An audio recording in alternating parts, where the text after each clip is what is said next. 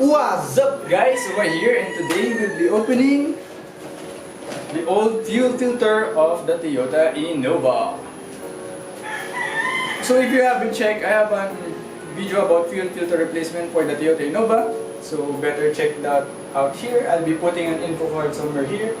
So I suggest you check that as well. So this is the old fuel filter for the Toyota Innova. I replaced it at 80,000 kilometers, not exactly 80,000 but somewhere around there. So now we'll be opening this one and we'll be checking how dirty is the fuel filter material inside it. So alright, let's begin. So safety first, wear your goggles, have a fire extinguisher or a source of water nearby, and do not forget about your safety goggles. I'm pretty sure that there's no more fuel inside it, so guys, be aware of that one as well. Make sure that there's no more fuel inside your fuel filter. Let's begin opening this one. So removing the end caps,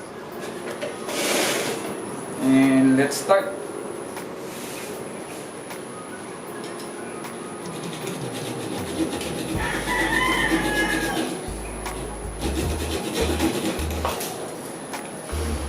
A few moments later. So okay, here we have it guys. So finally cut it open. Okay, let's do the reveal.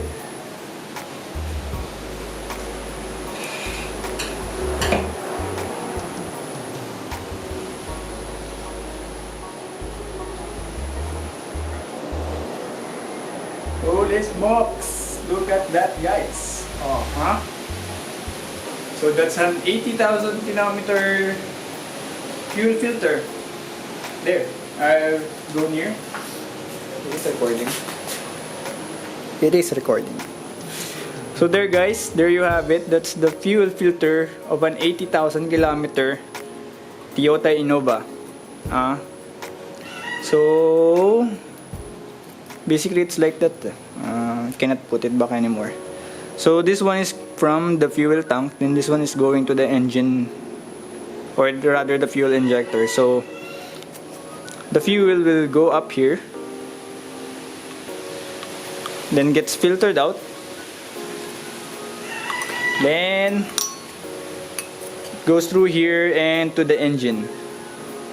Okay, so yeah, there you have it. That's an 80,000 kilometer fuel filter. Okay, there.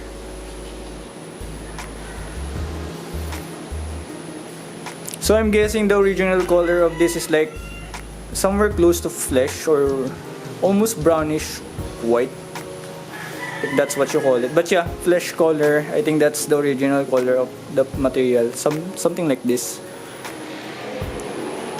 Okay, or maybe like that brown color. So I think that's the original color, but now look, it's very like dark brown, totally dark. One eternity later.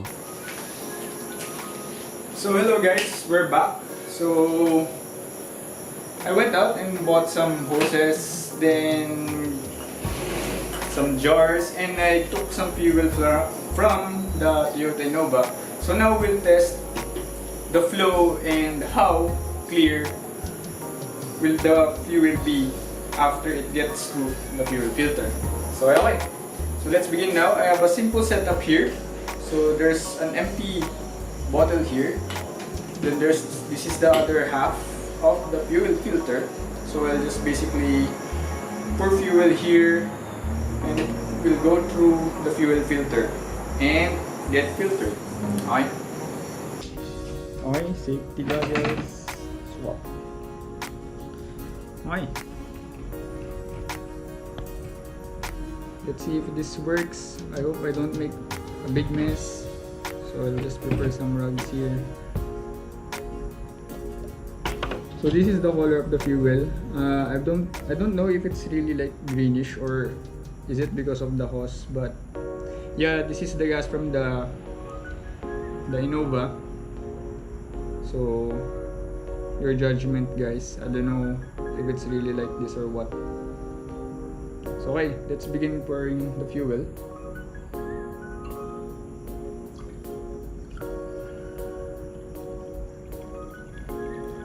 Okay, I'll just leave some here.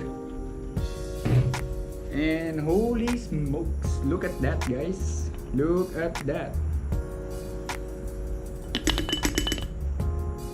Okay, so there we have it. Look how dirty that is.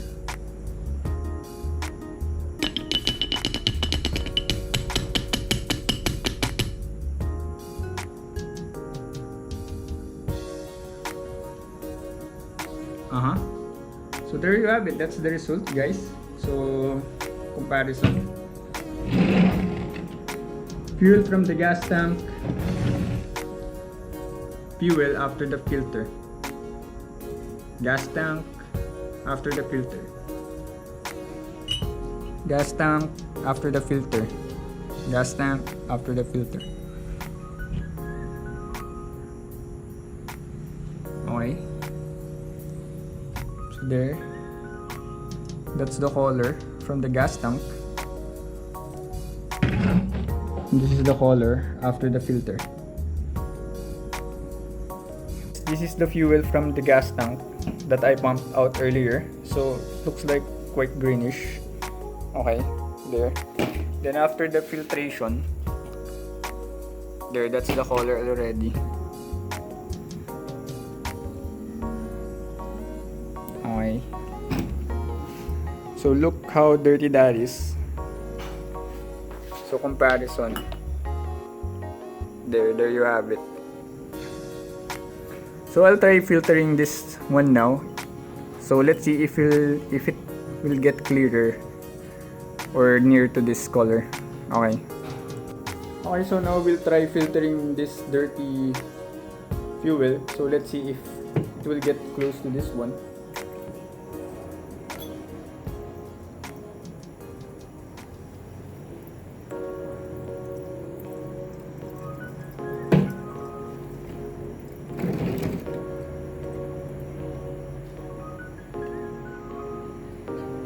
So they're still not clean enough. So the fuel filter is really that bad. So compare there. That's the comparison. So there you have it, guys. So after the second filtration, it's still not clean enough. So the color is still far from each other. So yeah, there you have it, guys. So ideally, you will replace your fuel filter at around 70 to 80,000 kilometers. So this will be the result already for an 80,000 kilometer fuel filter. So so far we did not encounter any issues like loss of fuel or the engines suddenly shutting down or something like that. The flow, you could say that the flow is good, but the filtration is bad already, as you could see with the results. So this is the gas from the fuel tank, and this is the gas after passing through the fuel filter. So I'll try filtering the rest and see the result. So I'll just transfer the old one.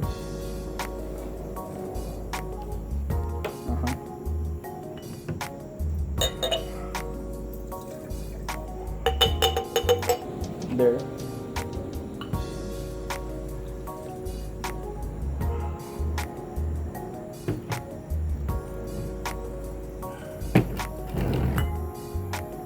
Still not good after filtering fuel for like the 5th time. Still looks bad. Not so good. Okay, so after seeing the filtration result, so this is the end result. So now, as a bonus content, we'll cut this fuel filter. We'll split it open. Let's see what's inside. Compare what's the outside. Let's compare the outside appearance with the inside appearance. Okay. So now we're gonna cut this fuel filter open. Okay, ordinary cutter won't work. A few moments later. So there you could see, I tried cutting portion of it. So if you could see it, the insides are black as well. The insides are black as well. So there, it's the same color as the outside. So it's basically like this in the inside as well. So as you could see, it's pretty black as well. So this fuel filter is really bad. It's totally shot. Not good to use anymore. So yeah, at around 80,000 kilometers, that's the best time to replace your fuel filter, because it's really this bad. See? At every layer of the fuel material, it's all black. Down to the middle, I'm pretty sure it's black as well. There. Down to the middle, it's all black. Totally black. See?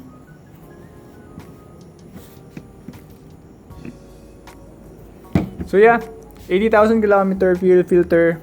I think you should replace it like way before 80,000. Don't wait for 80,000.